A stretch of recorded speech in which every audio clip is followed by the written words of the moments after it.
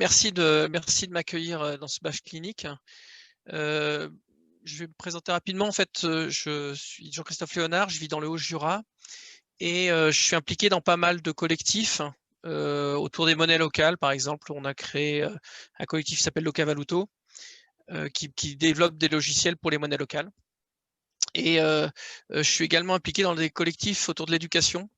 Un collectif qui s'appelle le DEC. Et je suis pas mal impliqué aussi dans l'école de mon village. En avançant dans ces collectifs-là, j'ai vu qu'il y avait un besoin que je présenterai juste après. Et j'ai vu qu'il y avait un lien avec les badges possibles et intéressants. Et donc, c'est là-dessus, en échangeant avec Loïc, que je me suis dit que ça pouvait être intéressant de concevoir quelque chose en partant des badges. Voilà. Donc, je présenterai le projet tout à l'heure. Je vais laisser la parole aux autres. Ça marche. On a Cécile, que j'invite à se présenter. Oui, bonjour à tous. Du coup, je suis Daniel, moi je suis à 7. Voilà, je suis indépendante depuis le début de l'année. Du coup, je commence mes activités. Je m'occupe beaucoup d'animer des projets collaboratifs, du coup, de faire de l'animation de réseau et de collectif. Bon, vous voyez bien directement le lien du coup avec les open badges parce que c'est ce qu'on peut faire de mieux. Donc voilà, je me suis rapprochée, ça faisait déjà quelques temps que je me suis rapprochée de Reconnaître. Et puis à titre perso aussi, je suis pas mal impliquée sur mon territoire avec, voilà, je suis secrétaire du CPIE, le Centre permanent d'initiative à l'environnement autour du bassin de Thau. Voilà, puis aussi impliquée dans un tiers-lieu, etc. Et tout ça mène à chaque fois au même endroit. Du coup, d'où ma présence ce soir. Merci Cécile. Michael? Bonjour tout le monde, donc je suis Mickaël Lefebvre, je suis responsable pédagogique et développement pour l'association EPA, donc Entreprendre pour apprendre, dans les Hauts-de-France, donc sur l'île. Et donc on fait avec EPL la sensibilisation des jeunes de la primaire au post-bac, de la sensibilisation à l'entrepreneuriat. Donc on met en œuvre des programmes pédagogiques qui visent à développer les compétences entrepreneuriales des jeunes pour les amener à relever les défis de demain.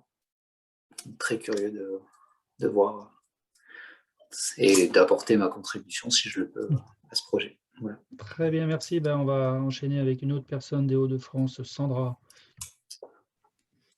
Bonjour à toutes et tous. Donc moi je suis Sandra Villain. Donc je suis co-animatrice avec Chris Delpierre de Badjon les Hauts-de-France, que nous avons eu la joie de lancer lundi officiellement en format hybride. Je suis par ailleurs designer et beaucoup investie sur mon territoire auprès de différentes associations à titre bénévole, et à titre pro, je travaille avec Entreprendre pour apprendre. Et donc, j'ai proposé à Michael effectivement d'intégrer ce badge clinique parce que le sujet du socle commun est un sujet qui nous questionne, sur lequel on travaille, en lien avec toutes les compétences ou tous les talents, toutes les aptitudes qui peuvent être liées à l'entrepreneuriat et à la pédagogie de l'entrepreneuriat. Voilà. Merci, Raphaël. Bonjour à tous, Raphaël Vintrebert, je suis directeur général adjoint de la mission locale de Paris.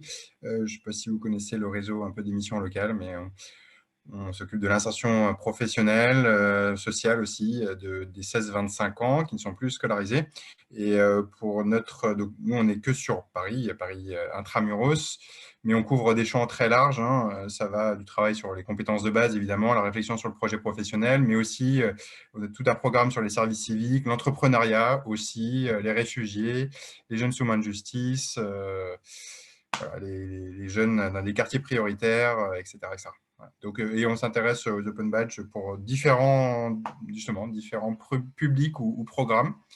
Et on commence spécifiquement par les réfugiés, mais on espère pouvoir développer ça progressivement.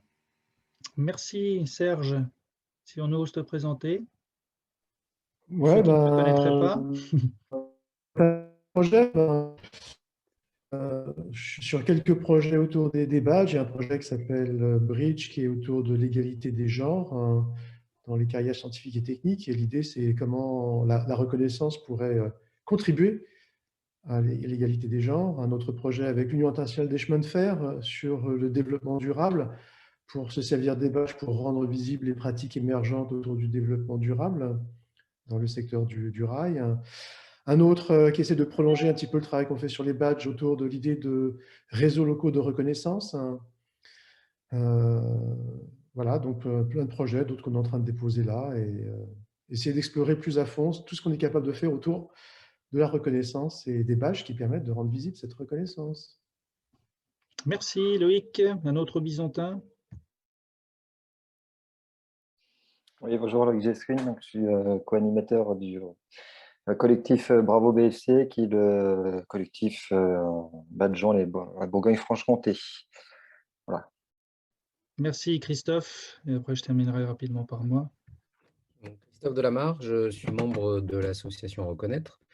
Et depuis un an et demi, un peu plus, je suis indépendant et je travaille en ingénierie pédagogique à accompagner des dispositifs autour de la pédagogie, mais plus centrés sur la reconnaissance ouverte et les open badges. Voilà, je suis membre aussi du collectif Badgeon le Centre-Val de Loire, puisque j'habite en Touraine. Voilà. Très bien, et moi Patrice Petitqueux, donc chargé de mission et membre de l'association Reconnaître, et également membre du collectif Bravo BFC. Donc Jean-Christophe, la parole est à toi, je te laisse partager ton écran, je vous invite à couper vos micros, je vois que tout le monde l'a fait, et puis on est parti pour la présentation. Vous avez donc la possibilité de poser vos questions dans les terres. Donc je vais vous présenter un projet d'application de suivi de l'acquisition des connaissances du socle commun, donc le S4C. Donc c'est le socle d'apprentissage que les élèves doivent avoir acquis en théorie à 16 ans en quittant l'école, enfin au niveau de 16 ans, fin de l'école obligatoire. Bon, j'ai intitulé ce projet-là Veda, pour moi c'est la connaissance au sens large, en sanskrit. Voilà, je trouve que ça donne une idée du projet en fait. Je vais expliquer d'où est venu ce projet-là et qu'est-ce qui l'a amené.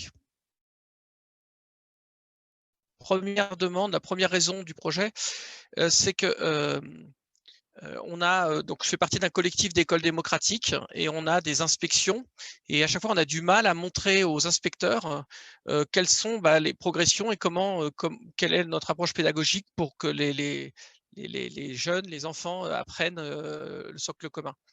Et donc, il y a un besoin de montrer les choses, en fait. Et le premier besoin. Ensuite, il y a un besoin secondaire qui arrive derrière, c'est permettre à un jeune, et ça c'est plutôt apparu dans l'école de mon village, c'est permettre à un jeune et à ses parents de savoir où ils en sont de l'apprentissage du socle commun. C'est-à-dire qu'il peut y avoir des inquiétudes, puisque ce sont des écoles sans niveau de classe, en fait, sans classe, multi-âge. Et donc, à un moment, les jeunes peuvent se poser la question de où j'en suis par rapport à ce qu'on considère que je devrais savoir à mon âge. Donc ça, c'est aussi un besoin important. Et puis, plus largement, en fait, l'idée, c'est aussi de permettre à des jeunes de découvrir de nouvelles façons de faire reconnaître leur savoir et leurs compétences. Et je trouve que les open badges sont bien faits pour ça. Puis alors, l'association Reconnaître va dans ce sens-là, je pense. Donc, voilà, grosso modo, le besoin du projet. Le contexte, je vais vous donner un petit peu le contexte. Donc, l'ODEC, c'est une association des écoles démocratiques. Donc, c'est des écoles un peu particulières parce qu'il n'y a pas de cours, il n'y a pas de niveau de classe, et il y a plutôt des projets d'apprentissage initiés par le jeune lui-même qui va à un moment suivre son chemin pour apprendre qui il est. Et donc, dans ce contexte-là, il y a des inspections et on a un besoin dans les écoles démocratiques. Ensuite, je suis impliqué aussi dans l'école de mon village. On fait pas mal d'activités comme l'école en forêt. Et l'institutrice m'a demandé si on pouvait trouver une solution pour que les jeunes puissent s'identifier eux-mêmes, reconnaître ce qu'ils ont appris. Donc ça fait partie, pour moi, ça va dans le même sens. Ça, c'est plutôt dans le cadre de l'éducation nationale, en fait. Alors avant de me lancer dans un projet, j'ai été explorer, il y a pas mal de logiciels, mais qui sont souvent focalisés sur le suivi des activités et pas quelque part finalement avoir une vision globale de où on en est par rapport à l'acquisition du socle commun. Et donc, j'ai pas trouvé de solution. Donc, ce sera peut-être une des questions tout à l'heure. S'il y a déjà une solution qui existe, bah, on gagnera tous du temps. Voilà. Et puis, il y a aussi quelque chose que j'ai noté, c'est qu'aucune des solutions que je pouvais voir était en open source. Et je suis très attaché à ça. En fait, je ne l'ai pas dit tout à l'heure, mais je fais partie d'une SCIC, une coopérative d'intérêt collectif. On travaille sur Odoo et sur une version open source de Odoo.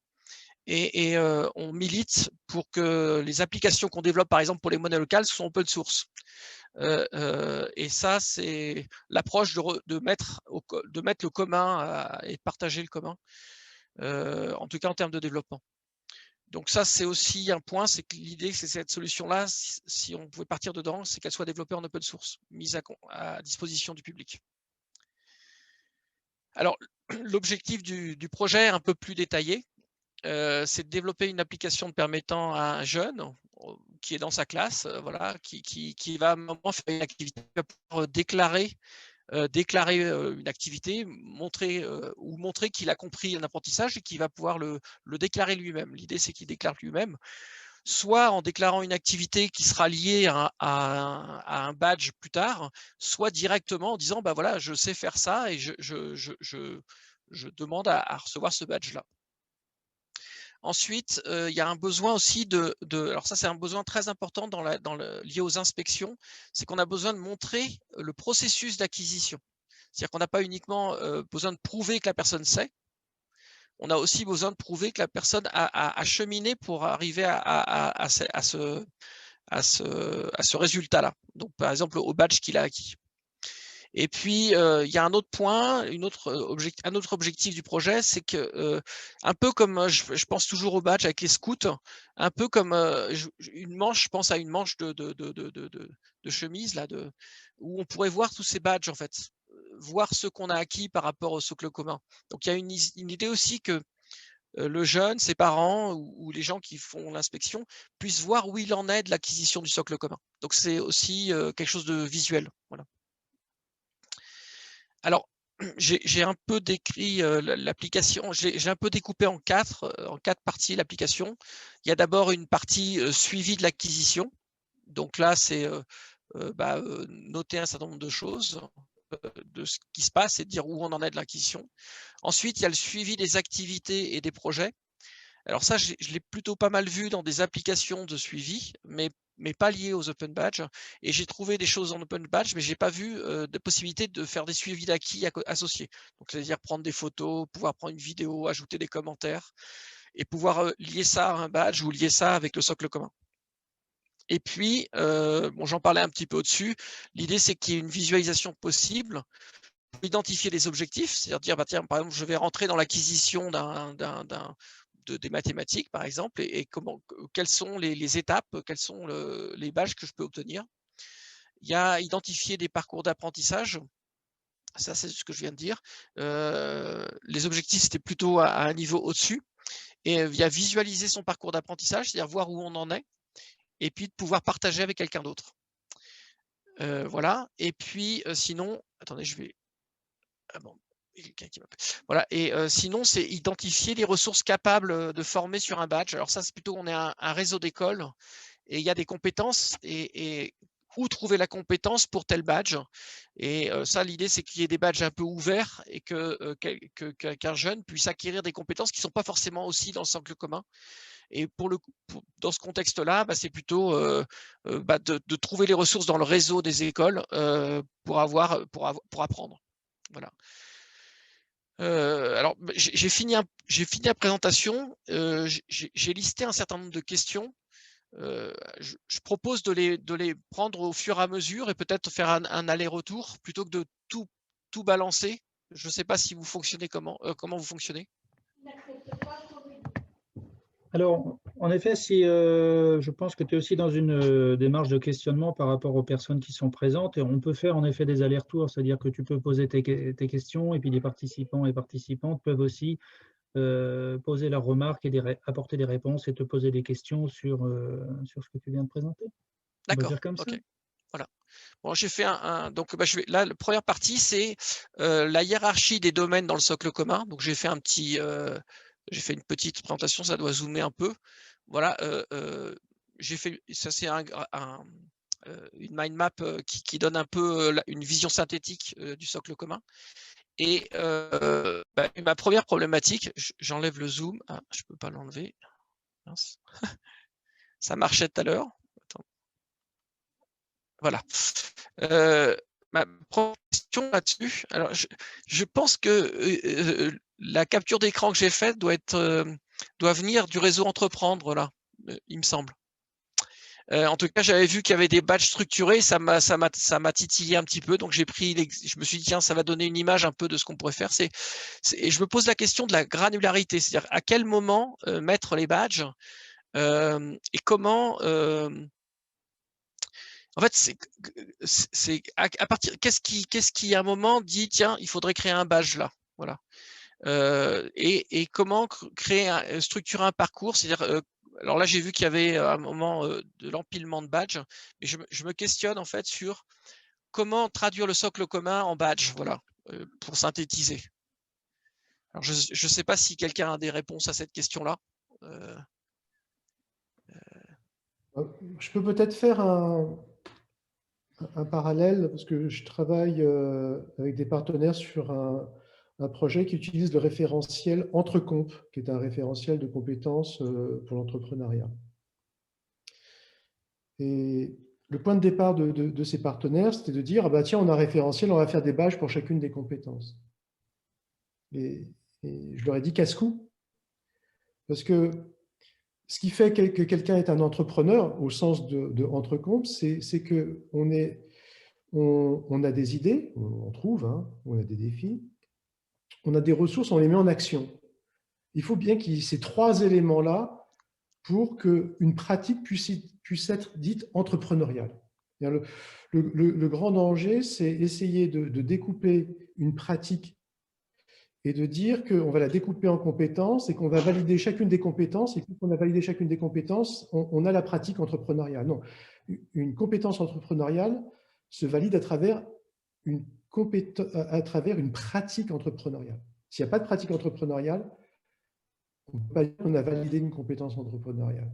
On a validé quelque chose, on a validé une compétence, mais on ne peut pas dire que c'est une compétence entrepreneuriale.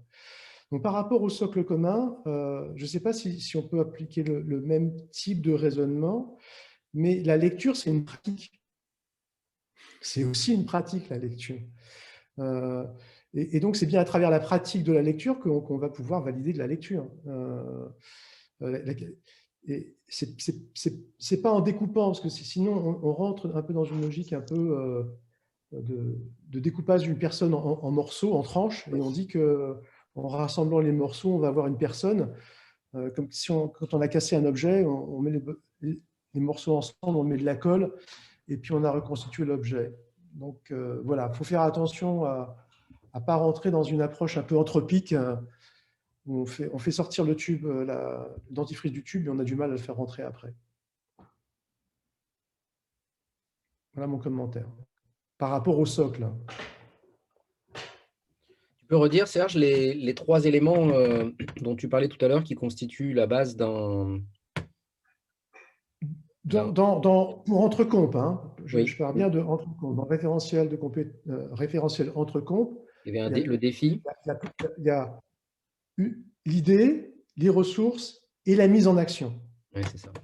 Si on a une idée et puis qu'on la met en action, on ne peut pas dire qu'on est entrepreneur. Si on est créatif et puis qu'on ne fait rien de sa créativité, on n'est pas entrepreneur. On peut être créatif, d'accord, mais voilà. Là, une compétence, elle est incarnée et elle est située. Ça n'existe pas dans l'air. Et je pense que ce qui est important quand on parle de compétence, il faut faire très, très attention à ça, c'est qu'une compétence, c'est intégré dans une pratique. Une compétence n'existe pas indépendamment d'une pratique. Et que ce qui est intéressant avec une pratique, c'est qu'elle est incarnée dans des praticiens. et que ces praticiens se retrouvent autour d'une communauté de pratique. Et donc, la reconnaissance d'un praticien ne passe pas nécessairement par un référentiel, mais passe par la reconnaissance par ses pairs au sein d'une communauté de pratique.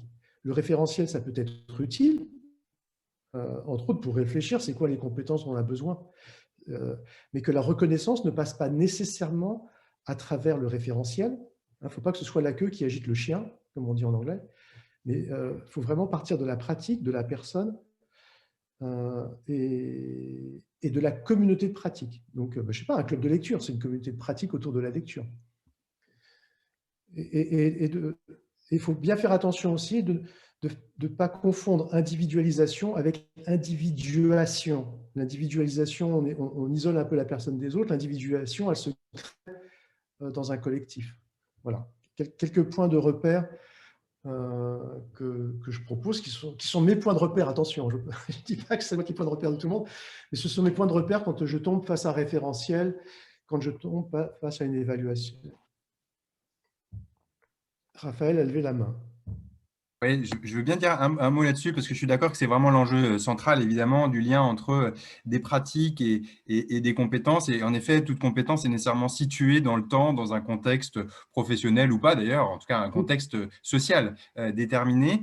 En même temps, je trouve l'enjeu est bien de faire le lien entre des pratiques qui sont situées, qui ont eu lieu à un moment donné et ou qui peuvent être reconnues par les personnes avec qui on a échangé dans ce moment-là. Mais le but est, à mon avis, hein, c'est aussi que mon regard, le but est aussi de pouvoir dépasser ces contextes situés pour faire un pari sur une capacité à reproduire ce qui a été acquis dans d'autres contextes. Et c'est là où on a une transcendance du contexte, je ne sais pas comment l'appeler, mais il faut partir des pratiques, c'est là où je suis d'accord, mais quand on a multiplié les pratiques, je ne sais pas, on va reprendre des trucs bateaux et qu'on revoit toujours, mais la capacité à travailler en équipe. Si on a pu décrire des pratiques et que d'autres ont reconnu qu'on a mis en pratique justement cette compétence-là à différents moments, dans différents contextes, alors il y a une présomption qu'on a incorporé quelque part cette capacité à faire et qu'on pourra la reproduire ailleurs. Et pas seulement dans les pratiques qu'on a déjà exercées, évidemment. Et c'est ce pari-là, je pense, qui est intéressant, et c'est le lien entre les pratiques passées et la capacité à faire à l'avenir dans d'autres contextes. Je pense évidemment aux questions de recrutement, parce que moi, c'est ce qui m'agite beaucoup. Mais c'est bien là où on va pouvoir valoriser des parcours en essayant de convaincre l'employeur que, certes, il n'a peut-être pas l'expérience parfaite exigée par le poste, mais au regard de ses pratiques antérieures, on peut faire un pari sur des compétences plus génériques et qui ont dépassé les pratiques. Je ne sais pas si je suis clair, mais… Moi, je suis 100% pour la présomption de compétences. D'accord? Absolument. On part de la présomption de compétences, mais on n'a pas forcément besoin d'un badge de compétences pour que cette présomption de compétences existe. C'est là que je ne suis pas sûr. Je ne sais pas. Mais bon, c'est un point de discussion. Alors Jean-Christophe, est-ce que ça répond à ta première demande? Alors, pas totalement, parce que alors, je vois très bien dans l'apprentissage de la lecture, par exemple, on pourrait très bien avoir des jeunes qui disent, bah voilà, ce garçon-là m'a lu une histoire, donc en fait, et donc il y aurait l'activité et l'exercice de la lecture, et du coup, on pourrait confirmer par un badge qu'il a appris à lire. Et du coup, la granularité serait plutôt plus haute que juste être capable de lire un texte de 10 lignes ou je sais pas, ou de choses un peu très, très découpées en fait. Mais du coup, si je reviens sur mon schéma, je vais essayer de je sais pas si vous le voyez, voilà, j'ai zoomé. Donc, je comprendre, s'exprimer en utilisant la langue française, je verrais bien là un badge qui pourrait être, je sais pas comment dire, confirmé par des personnes, mais également déclaré par la personne qui peut dire, bah moi je comprends, je m'exprime en français et du coup j'estime que je mérite ce badge-là. Alors pour moi, je pense que ça correspond un peu à ce que je disais Serge, c'est-à-dire que là, bah, on pourrait le valider dans le cadre de l'utilisation avec d'autres personnes dans l'école, dans la classe, peut-être ça pourrait être les parents aussi, ça pourrait être les enseignants, mais également les gens qui participent à l'école. Mais je me demande s'il n'y a pas une granularité plus basse qui serait plus, qui permettrait d'encourager vers cet apprentissage-là. Et là, c'est là que je me demande si est-ce qu'il faut mettre une cascade de badges, est-ce que c'est pas des badges avant, mais c'est juste un suivi d'acquisition de compétences pures qui se concrétiserait par un badge dans l'utilisation courante. Voilà, c'était un peu ça. C'était à quel moment on passe au badge en fait. Je peux peut-être apporter une réflexion que l'on est en train de mener avec Entreprendre pour apprendre. Parce que cette question de se dire de quoi on fait un badge, parce qu'il y a tellement de possibilités que ça n'a pas de sens.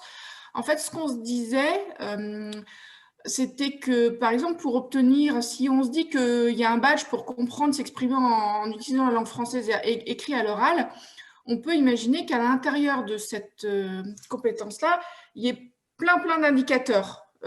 Et finalement, que ce soit les personnes qui demandent les badges, de dire bah, moi j'ai celui-ci, le 3, le 4, le 8, et puisque les critères d'acquisition du badge, c'était d'avoir par exemple 3 lignes, 3 sous-compétences ou 3 qualités, 3 aptitudes, eh bien, je le demande en vertu de cela. Ce qui permet de ne pas créer des catégories, enfin, ce n'est pas des sous-catégories, mais des badges ultra précis, en fait, mais plutôt des badges globaux que l'on vient remplir précisément en le documentant. Alors, on a une réaction de Christophe peut-être aussi. Merci Sandra. Est-ce que c'est sur la même thématique, Christophe? Du moins sur la même question? Oui. Alors, en fait, je peux compléter peut-être ma présentation. En fait, je fais partie d'un réseau de parents et d'enfants qui ont choisi l'instruction en famille. Donc, je connais bien cette question de l'école démocratique. Mon fils est passé un an sur, alors on peut dire sur les bancs, mais dans ce contexte-là d'accompagnement. Et puis, j'ai deux filles qui sont instruites en famille, dont une de 9 ans et une de 14 ans.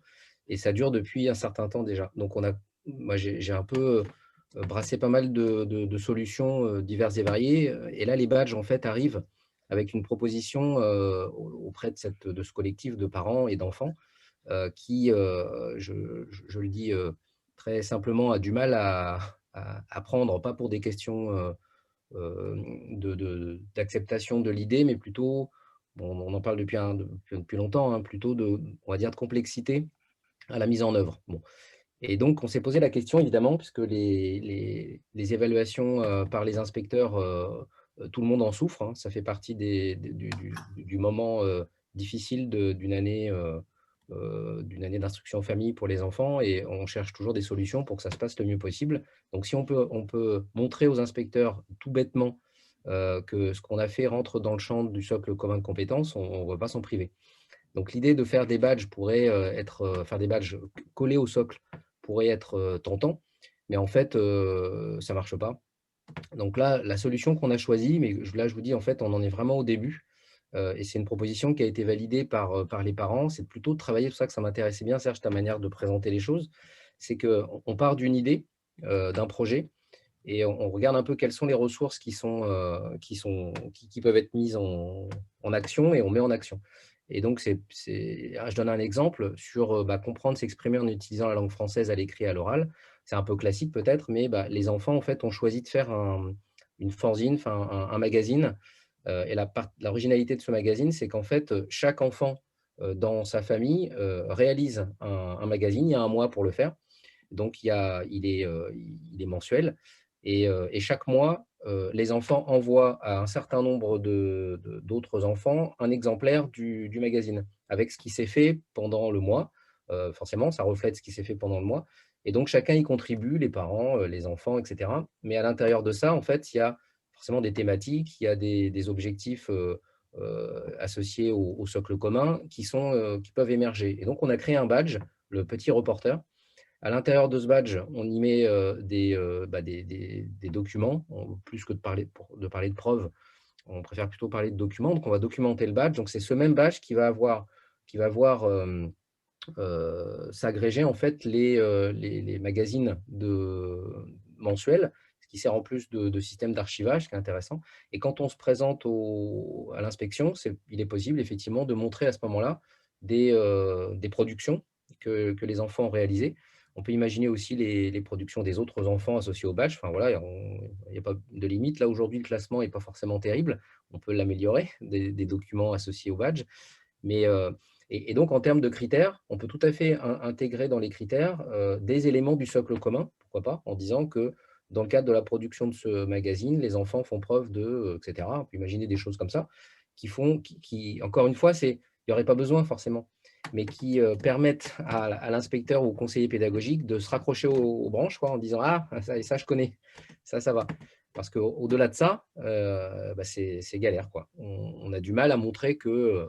Bon, là, c'est un cas classique, hein, celui du magazine, parce que, enfin, de ce type de fanzine là, parce que ça, à l'école on le fait. Mais quand on va parler du tir à l'arc, quand on va parler des plantes comestibles, quand on va parler de l'astronomie, comment on fait? C'est pas forcément dans le programme scolaire. Donc, et nous, c'est ça qui nous intéresse, c'est de pouvoir montrer que les enfants sont passionnés par l'astronomie et on s'est mis à faire des activités autour de ça. Et donc, on a fait un badge. Je suis allé sur Bételgeuse, donc, et voilà, une des étoiles du système solaire qui a été mis en avant. Donc, on fait ça aussi de manière un peu détournée, quoi, enfin, un peu humoristique. Enfin, voilà ce que je peux dire en termes d'expérience sur ça. Une autre réaction ou on passe à une autre question, soit de Jean-Christophe, soit une qui est notée sur le pad. Alors, Jean-Christophe, du coup, tu peux enchaîner. Non, juste un truc rapide, c'est l'usage du badge. Est-ce que c'est fait pour l'inspecteur ou est-ce que ça a une autre valeur d'usage? Il ne faut pas que le cadre de contrainte devienne le cadre de référence. Et on a tendance des fois à ce que le cadre de contrainte devienne le cadre de référence. Donc, il y a une contrainte, c'est qu'il faut satisfaire l'inspecteur. Mais si on pense le badge comme étant avant tout comme satisfaisant l'inspecteur ou prouvant qu'on est aligné par rapport à un référentiel, il y a un danger. Voilà. Alors, Christophe l'a bien dit, hein, pour moi, c'est d'abord identifier, en fait, pour pouvoir, c'est d'abord pour les jeunes qui vont être dans leurs apprentissages. Pour moi, c'est ça le premier. Et d'ailleurs, actuellement, on fait déjà l'identification d'un certain nombre d'activités. Enfin, au fur et à mesure, il y a déjà des systèmes qui existent pour capter ce que les gens font. On a juste une contrainte, c'est qu'à un moment, quand vient l'inspection, on a deux contraintes quand vient l'inspection. C'est montrer la progression. Ça, c'est vraiment un élément clé. C'est pas tellement prouvé. Par exemple, un enfant, s'il va lire, c'est pas suffisant pour l'inspecteur. Il faut qu'il voit comment il a appris à lire. Enfin, c'est assez délirant, je trouve, quelque part. Mais en tout cas, donc il y a une volonté de laisser le jeune pouvoir à un moment évaluer ce qu'il fait et je trouve ça très bien l'exemple du projet. L'idée, nous aussi, on a aussi cette idée d'avoir des badges qui mesurent juste des activités, en fait. Voilà, reporter, je trouve ça vraiment chouette, et c'est pas lié au socle commun, ça. Mais par contre, on sait que quand on a le badge reporter, ça permettra de justifier 2-3 éléments du socle commun. Et c'est justement un moment, c'est ce lien-là que j'ai un peu de mal à faire. C'est est-ce que je vais faire un badge quelque part, un sous-badge qui lit, ou un graphe de badge, c'est-à-dire un graphe de badge. J'en suis arrivé à la conclusion que c'était un graphe à un moment. C'est-à-dire qu'à un moment, quand on a un badge reporter, en même temps, on obtient un badge qui est lié au socle commun. Et finalement, il est peut-être moins important pour le jeune, mais en même temps, ça va lui montrer que dans tout l'apprentissage du socle commun, il a déjà ce badge-là. Voilà. Et donc, du coup, il va pouvoir mesurer où il en est par rapport à ce que l'État considère qu'il doit apprendre. Voilà.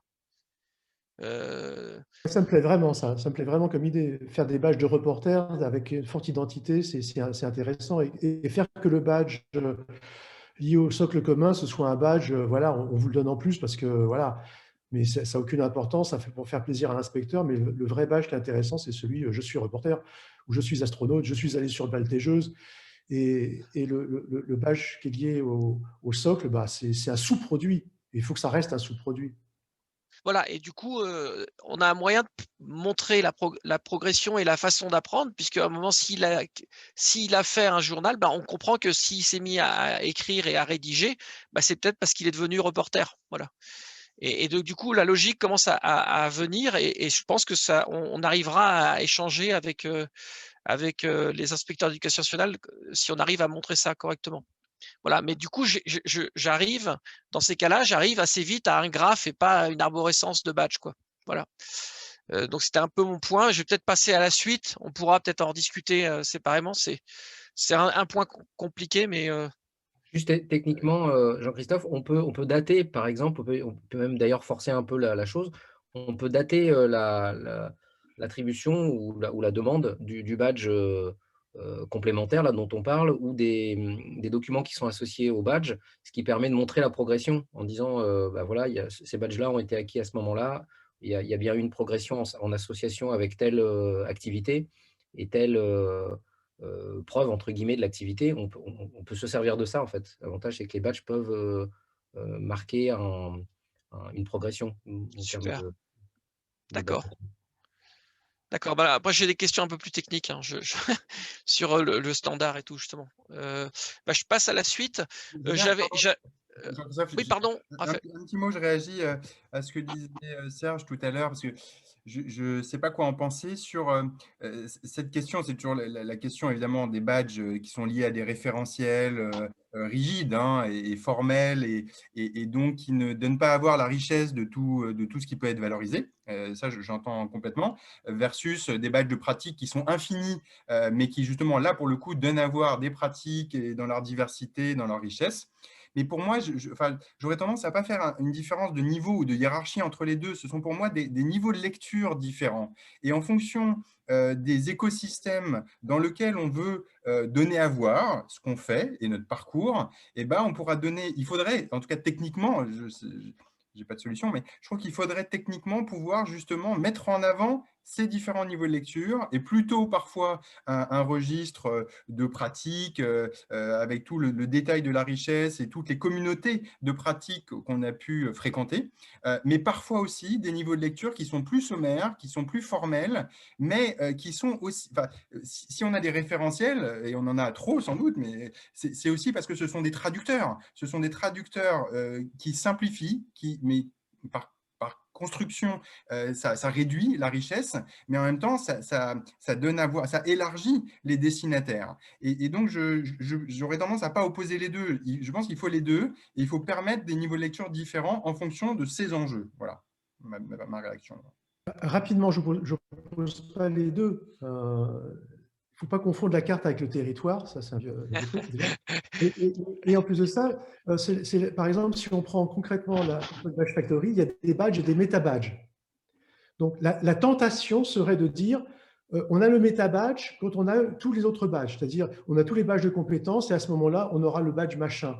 Et moi, je propose de faire exactement l'inverse, c'est-à-dire on a le badge, le méta-badge qui est le badge de reporter, et parce que tu as le badge de reporter, je vais te donner tous les autres badges.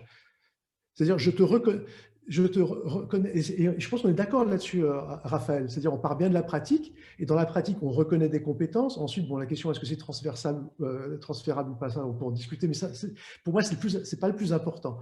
Le plus important pour moi, c'est de dire, on part de la pratique, on reconnaît la pratique, et on a affaire à un certain nombre de compétences à partir de ça. Et voilà. Et du coup, le badge qui est lié à un référentiel, il n'a pas vraiment d'importance pour moi. Alors, lié à ça, je peux partager un peu notre expérience. Là, on a beaucoup travaillé sur le socle commun à l'EDEC et on a listé en fait tout un tas de pratiques et on a fait le lien des pratiques avec ce que ça nous permettait d'acquérir dans le socle commun. Donc, on a fait un gros travail là-dessus. Et du coup, ça me donne une piste pour le gérer. Ça devient un peu plus clair pour moi. Je ne sais pas encore comment techniquement le stocker, mais en tous les cas, d'un point de vue logique, j'adhère totalement et je trouve ça vraiment très intéressant que les jeunes puissent se focaliser sur des badges pratiques tout en acquérant quelque part des choses formelles, mais sans le savoir quelque part. Et par contre, de pouvoir le mesurer aussi, c'est vraiment chouette d'avoir la double visibilité. Je crois que ça répond parfaitement à ma question. Là maintenant, je vais présenter une autre problématique. C'est qu'on a dans certaines écoles, ils ont commencé à mettre en place ce qu'on appelle les ceintures. Donc il y a des gens qui ont travaillé sur la notion de ceinture pour mesurer. Alors là, ce serait plutôt dans la reconnaissance d'un acquis. J'ai entendu tout à l'heure, ça parlait de je sais plus ce qu'il avait dit. Bon, c'est pas grave. L'idée, c'est à un moment de pouvoir mesurer où on en est de l'acquisition de quelque chose avec étape par étape. Et donc, pour moi, je me posais la question de comment représenter ça, c'est-à-dire comment à un moment identifier ça. Donc, quelle est la façon de la notion de ceinture, c'est-à-dire de petit à petit avancer vers une connaissance plus forte. Voilà. Alors ça, on peut le faire sur certains apprentissages, en fait. Ça, c'était la première question. Je vais les donner les trois, puis après, comme ça. Est-ce qu'il est possible d'avoir des badges qui peuvent évoluer de couleur? C'est-à-dire, à un moment, est-ce qu'il peut y avoir, comment dire, comme un badge méta, et en fait, il y a un niveau d'acquisition dans le badge, c'est-à-dire le rendre le même badge, par exemple, compter, et savoir compter, mais ça veut dire qu'on peut arriver jusqu'à le niveau d'expertise énorme dans le savoir compter. Et sinon, est-ce qu'il est possible de lier des activités à un badge? Voilà, c'était ma dernière question sur ce point-là. Voilà.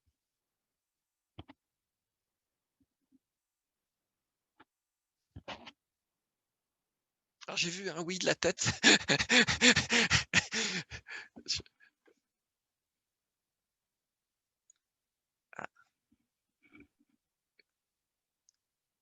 Serge, ton micro est coupé. Il y a plein de monde qui peut répondre. Je me tais quand même un peu.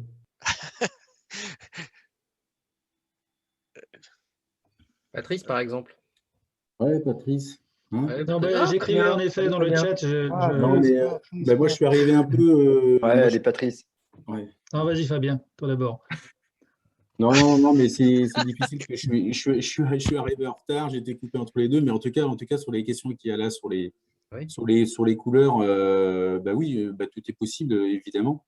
Mais après, on va forcément retomber dans des travers de référentiels et de niveaux. Il va falloir définir un grade pour chaque couleur et à quoi correspond une couleur. Et donc, on retombe dans une notion de référentiel. Est-ce que ne pas plutôt rendre visibles les contextes ou la complexité des contextes dans lesquels l'acte de compter est mis en œuvre? Je réfléchis à voix haute, là même, si l'idée c'est de reconnaître des pratiques, etc., dans un contexte, peut-être que la couleur elle pourrait être liée peut-être au nombre d'endossements qu'il y a eu, ou au nombre de preuves. Et puis pour faire référence à la dernière question, là, oui, on peut ajouter dans un badge des activités, des pratiques, en fait, en tout cas sur Open Badge Passport. On peut rajouter des preuves a posteriori, après l'avoir obtenu. Voilà. Par contre, c'est vrai que ce n'est pas... J'ai pas vu.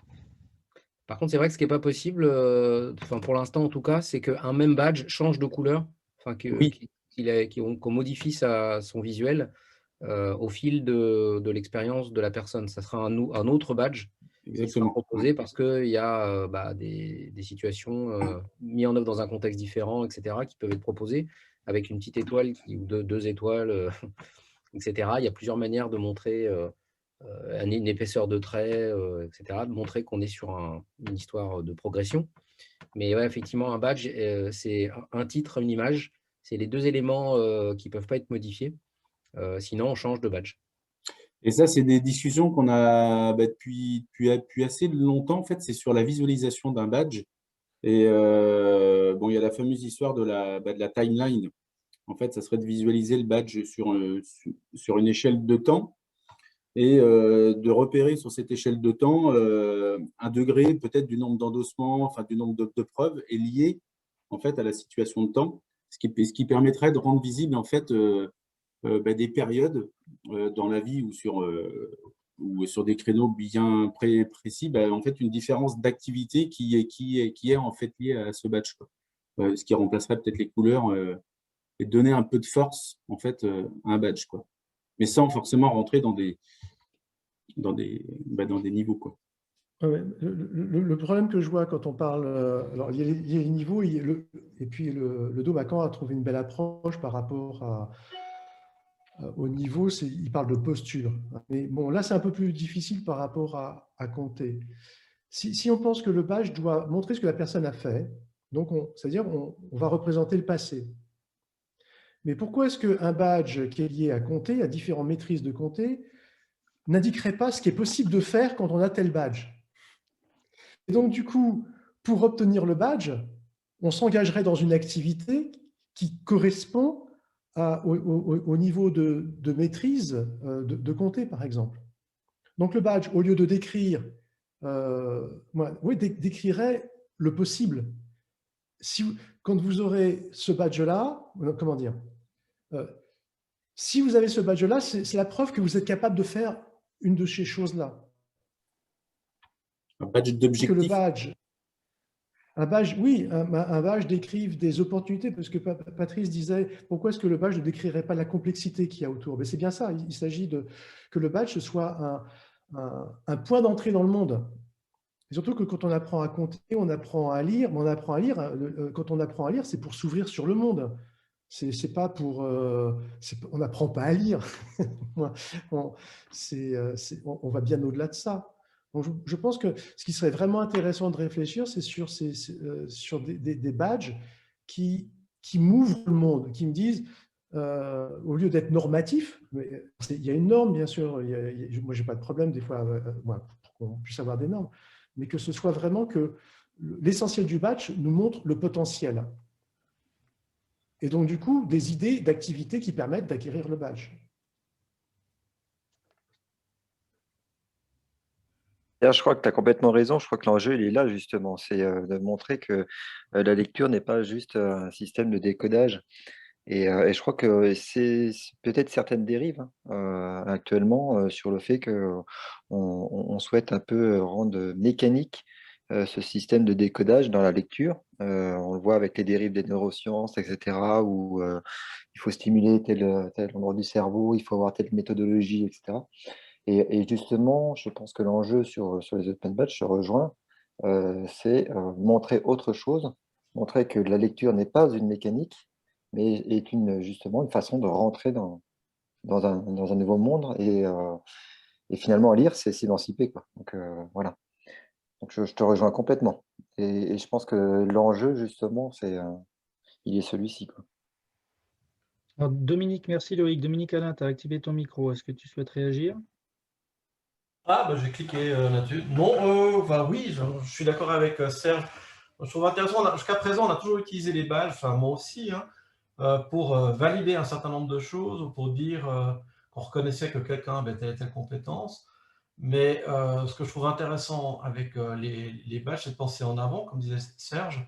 C'est un pari sur l'avenir, c'est un petit peu ce que j'aimerais devenir, et de montrer là où j'ai envie d'aller par des badges en devenir. Je trouve que c'est aussi intéressant de savoir qu'il y a des personnes qui sont en train de travailler à vouloir acquérir un certain nombre de compétences. Pour moi, c'est aussi pertinent que de voir qui a déjà ces compétences-là. Merci. Jean-Christophe, tu veux poursuivre avec d'autres questions ou Oui. réagir encore sur ce qui a Non, été dit là? le temps passe, mais en tout cas, j'aime beaucoup cette piste-là. J'ai été voir sur, en fait, ce que j'ai vu, c'est que sur les preuves d'activité, on avait la possibilité de mettre un fichier, donc pourquoi pas une photo, une vidéo. Mais par contre, j'ai vu qu'on pouvait pas mettre de commentaires ou des choses comme ça. En tout cas, j'ai pas trouvé comment faire sur comment ça s'appelle, l'application. Oui. Ok, je continue. Juste, je Moi, réagis j'ai testé de mettre une vidéo Ah oui. et ça ne marchait pas. En fait, je ne sais pas si c'est le type de fichier qui est limité dans les preuves qu'on peut mettre ou si c'est le poids, mais quelque chose qui bloque. Oui, on utilise généralement des liens qui renvoient vers des ressources en ligne. Oui, alors, ouais. En l'occurrence, dans le projet, là, c'est aussi lié au RGPD parce qu'on travaille avec des jeunes, des enfants. Et l'idée, ça serait vraiment que ce soit en local et qu'il puisse y avoir un backup sur le cloud, mais qu'il n'y ait pas un serveur centralisé, en fait. C'est qu'à un moment, c'est l'histoire d'une personne, en fait, ou c'est l'histoire d'une classe, peut-être, mais du coup, l'idée, c'était pas de centraliser sur un serveur tout ça. C'était de pouvoir l'avoir sur son téléphone ou sur sa tablette, ou peut-être sur un cloud, mais juste pour sauvegarder, quoi. Voilà. Alors, Ça, je vais faire, continuer. Pardon. juste un point par rapport à ça, puisque on s'est retrouvé effectivement avec la même difficulté liée à la majorité numérique. Et les enfants, en fait, pour nous, c'était essentiel qu'ils aient leur compte, et qu'ils puissent gérer leur badge.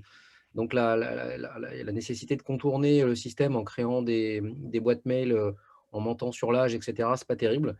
Donc, c'est difficile de trouver aujourd'hui une solution par rapport à ça. Gmail le propose, mais franchement, c'est pas terrible. Et encore, ça marche pas forcément. Les family mail ou quelque chose comme ça, là. Donc, il y a quand même ce problème-là. On en discute avec Eric. C'est pas Eric Roussel, hein, d'Open Badge Factory, parce qu'il y a plusieurs projets associés à l'enseignement qui bloquent par rapport à ça. Donc, pour l'instant, c'est pas… Ouais, dans ma boîte, on installe du Nextcloud. On a fait des scripts qui installent un serveur en 5 minutes. Mais ça n'empêche pas que tu dois normalement effectivement proposer une adresse mail associée à l'ouverture d'un compte Open Badge Passport pour que les enfants puissent avoir leur badge géré sur leur compte. Ah oui, alors là, pour moi, ça sera obligatoirement une application fermée, hein. Je vois pas comment le mettre sur Passport. Ah oui, bah là, on rentre dans des considérations techniques un peu plus poussées là. Si tu crées ta propre plateforme de gestion de badge avec le standard IMS Global, là c'est autre chose. Mais on peut peut-être essayer, je peux essayer de demander à des classes, mais effectivement, il y avait cette histoire de… Ah oui, pour moi, je voyais mal un enfant aller directement sur cette plateforme-là, en sachant que certains ne savent même pas lire, hein. Donc, voilà, je voyais vraiment quelque chose d'ultra simplifié, quoi. Mais pour afficher des badges, il n'y a pas besoin d'une plateforme. C'est une image, donc on peut afficher des badges. Oui, voilà. On a besoin de la plateforme sur vérifier que le badge est authentique, voilà, mais sinon, il n'y a pas besoin de… Ou si on veut en lire le contenu. Après, ouais, il y a tout le lien avec le contenu, les preuves d'activité autour qui justifient le garde du badge. Il y a tout un tas de choses qui sont faites en tout cas, la solution technique, je ne l'ai pas encore. Enfin, voilà, c'est des questions, j'en ai des questions un peu plus bas là-dessus. Il y a des choses qui sont en cours de travaux. Là, le Dôme de Caen a travaillé sur un projet, travaille toujours sur un projet. Il y a des livrables qui vont être proposés là, notamment une liseuse de badge qui permettra de s'affranchir un peu comme un PDF avec Acrobat Reader, là, où on pourra lire un badge sans avoir besoin de créer un compte sur quoi que ce soit. Par contre, évidemment, on ne pourra pas le gérer, voilà, mais on pourra lire un badge voilà, sans cette contrainte-là. Voilà. D'accord. Une réaction de Fabien, non, c'était bon? Ben non, mais c'est vrai que c'est un sujet qui est compliqué, parce que même pour lire, il faut le recevoir comment? Et sur la mairie d'Angers, où ils avaient démarré les projets de badge pour des démarches citoyennes, et ça visait des enfants, même dès l'âge de 2-3 ans, sur des pratiques comme la natation, etc. Et ils planchent un peu sur cette problématique, quoi. Donc, pour l'instant, les badges, soit ils les envoyaient aux parents. Après, et puis, en fait, à la majorité numérique, je sais pas, là, on ne sait pas trop comment ils vont faire. Voilà. Après, il y a l'idée de générer un PDF et puis d'avoir en format papier. Voilà. Sinon, le badge, voilà. Ou juste de faire des badges images après, mais c'est sûr que sur le badge numérique en tant que tel, comme il est, c'est sûr que c'est compliqué, quoi. Parce que même le générer le badge techniquement et récupérer l'image et la donner à une personne, enfin voilà. D'accord. Alors, je te propose… Ouais. Merci Fabien. Je te propose de passer à la suite. Voilà, après j'avais, pareil, j'ai fait des captures de sites que j'ai vus, je crois que c'était en Normandie. Ça Alors, en tout cas, il y avait un point, c'était qui est de possibilité d'avoir une vision globale de ces badges. En fait, ce que je cherche, à ce que le jeune sache où il en est, en fait, par rapport à ce qu'on attend de lui quelque part, à ce que l'État attend de lui. Et donc, C'était comment le présenter. J'ai pas trouvé. J'ai trouvé une école. J'ai essayé d'entrer en contact avec elle, qui a travaillé sur une collection de badges comme ça, voilà.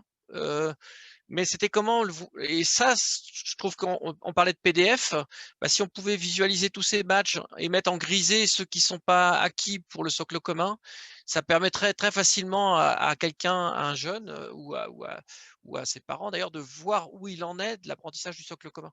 Et donc je me demandais s'il y avait des gens qui avaient travaillé là-dessus, c'est-à-dire de faire une carte des badges acquis ou en devenir. Et moi, j'aimais bien l'idée du en devenir, c'est-à-dire qu'on voit ce vers quoi on a envie d'aller. Par exemple, dire bah tiens, cette semaine, j'ai envie de devenir reporter, et donc je vais m'atteler à toutes les demandes. Et là, hop, d'un seul coup, ça rentrerait sur sa carte des badges grisée, mais qui en devenir. Voilà. Alors, Je il le y voyais un a, peu comme ça. ouais, Je ne sais pas s'il y a des exemples.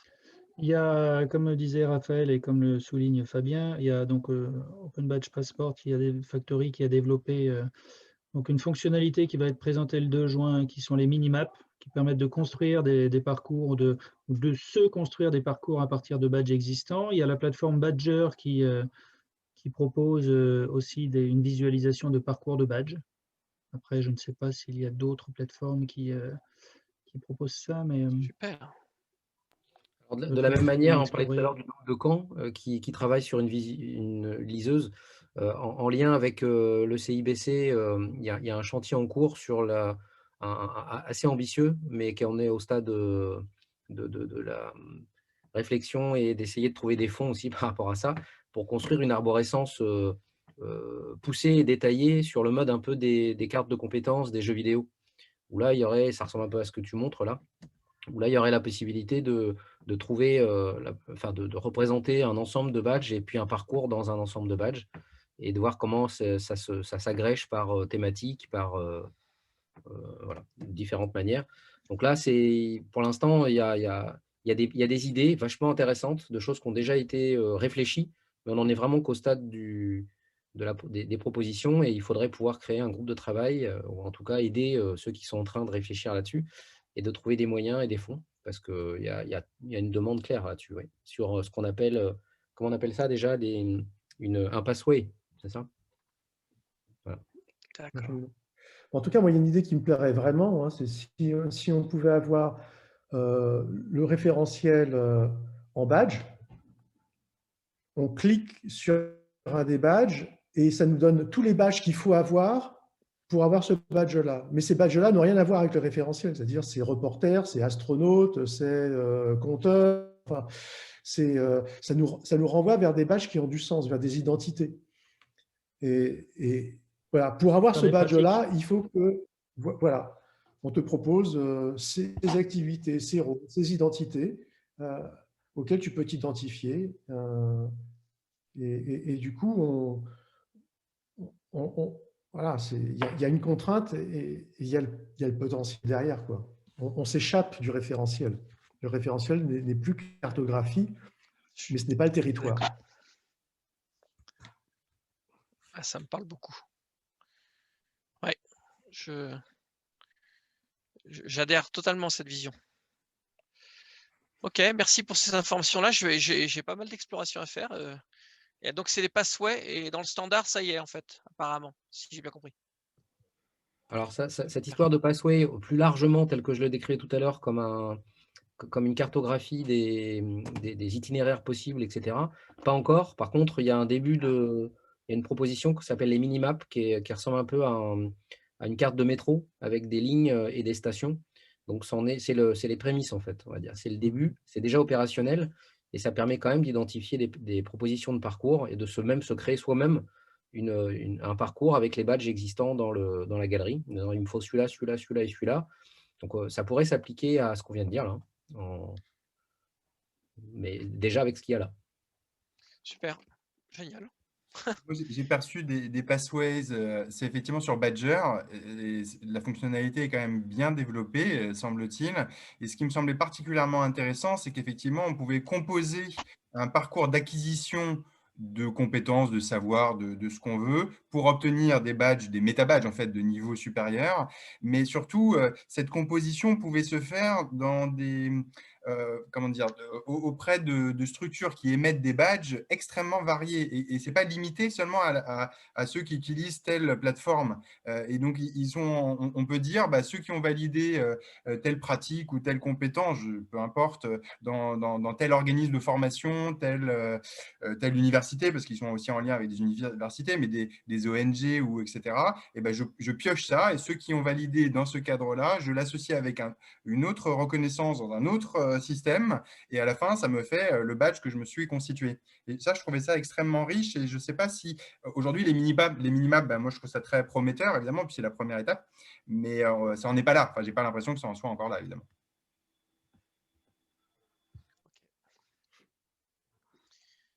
En fait, je n'ai pas pu l'expérimenter parce que ça devient payant, je crois, sur Badger pour faire les passways. Donc, je n'ai pas pu expérimenter. OK. Alors, j'avais besoin. Il y a des tutoriels, en tout cas, qui décrivent bien. Moi non plus, je ne l'ai pas expérimenté concrètement, mais en tout cas, j'ai vu il y a des webinaires qui sont très bien faits. Hein, on voit bien. Je pourrais t'envoyer, hein, je dois les avoir quelque part. Je veux bien. Je veux bien. Et puis tu peux juste une parenthèse, pardon, excuse-moi Raphaël, si tu les retrouves, tu peux aussi les poser en ressources dans le hub de reconnaître là, sur l'espace openbadge.info, étiquette ressources. Merci. L'annonce est passée. Il va gagner son badge. Voilà, donc après, il y avait quel standard utiliser. Je m'intéressais aussi parce que pour connaître les limites d'un système, j'aime bien aller voir les spécifications techniques. Et les structures de données, les schémas de données, comme ça me permet de savoir ce qu'on peut faire ou pas faire. Enfin, c'est ma façon de rentrer dans les projets un peu complexes techniquement. Et donc, du coup, je voulais confirmer les standards, si c'était bien sur IMS Global Developers. Oui. Et quel standard utiliser si on était en version 2. Enfin, c'était voilà, j'avais besoin de ces informations-là. Après, quelle plateforme utiliser pour gérer les badges? Est-ce qu'il y a parce que j'ai vu qu'il y avait pas mal de, donc j'avais identifié Badger et puis l'autre en échangeant avec Loïc, mais depuis j'ai trouvé qu'il y en avait au moins une dizaine de plateformes qui ont été créées, dont certaines qui sont totalement open source. Et donc je me disais qu'il y avait peut-être des choses à reprendre et à enrichir pour faire de l'open source, parce que on a vraiment enfin je suis vraiment j'attache de l'importance à ce que ce soit open source, qu'on pourrait investir. Alors, voilà. Tu as juste un tableau comparatif sur l'association, sur le site de l'association Reconnaître au niveau des ressources. Tu verras sur S'outiller, on a fait un petit tableau comparatif sur certaines plateformes. Hein, il y en a plus d'une vingtaine.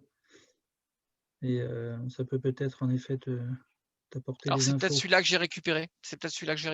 Mais après, c'était laquelle utiliser, comment avancer, en fait, voilà. Est-ce qu'il y a des gens qui ont des compétences sur ces plateformes open source, en fait, c'est-à-dire qui techniquement pourrait à un moment être l'interlocuteur ou faire avancer cette partie-là, voilà. Et après, c'était après des trucs assez techniques, mais je pense que j'ai pas forcément besoin de la réponse là maintenant. J'avais mis, je vais regarder ce que j'ai dessus.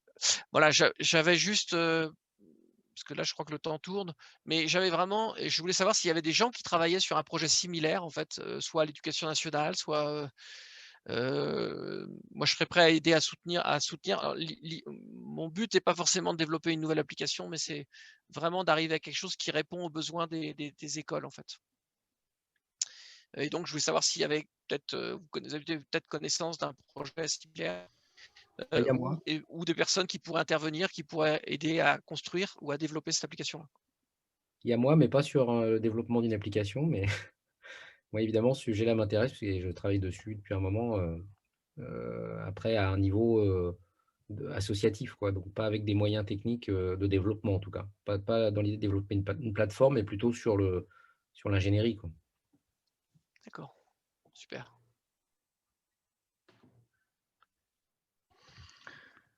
Très bien. Nous, on a formulé les spécifications d'une application qu'on appelle Orca, avec parce que le problème des plateformes de badge aujourd'hui, c'est que l'usage des badges tend à être très individuel. Donc, on a un passeport, on affiche ses propres badges, éventuellement un petit peu de collectif. Et nous, ce qu'on veut faire, c'est une application qui permettrait que, on n'a pas besoin d'avoir un passeport ou une application, c'est que les badges qui sont créés au sein de la communauté, ils apparaissent directement dans l'espace de la communauté. Donc, on a une spécification là. On aimerait des sous pour le développer. Qui a un pivert dans son entourage. Est-ce que j'allais dire, je pensais que j'avais désactivé ton micro, Jean-Christophe? C'est pas moi le pivert.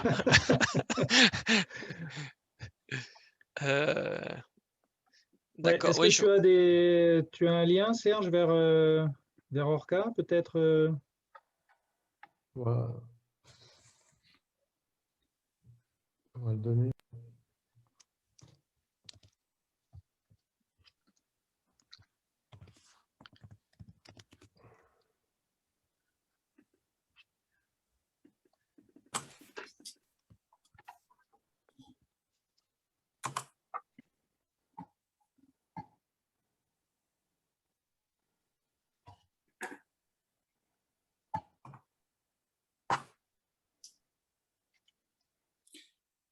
Il y a Mickaël qui a levé la main. Oui. Alors, je ne sais pas si ça peut aider, mais moi, j'ai assisté à un atelier cet après-midi avec de Jérémy Lamoury de Job Teaser qui va lancer une appli cet été sur la reconnaissance, de ce que j'ai compris de son projet, des compétences, des soft skills. Voilà, donc sur les compétences du 21e siècle, donc, qui travaille sur une appli pour les écoles. Et son projet s'appelle Hester, H-E-S-T-E-R.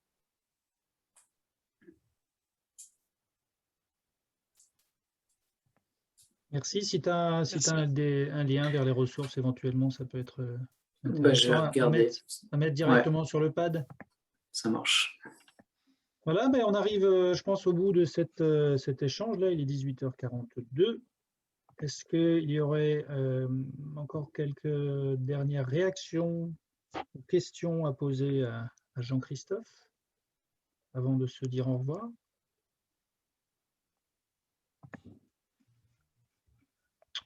Non, alors Jean-Christophe, merci pour cette présentation. Merci aux participants et aux participantes pour ces échanges fort constructifs. Donc, je vous rappelle que ce sera disponible bientôt sur la chaîne YouTube de Reconnaître et dans l'espace openbadge.info sur le Hub de Reconnaître.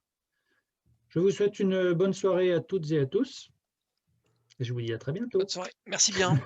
Bonne soirée. Bonne soirée.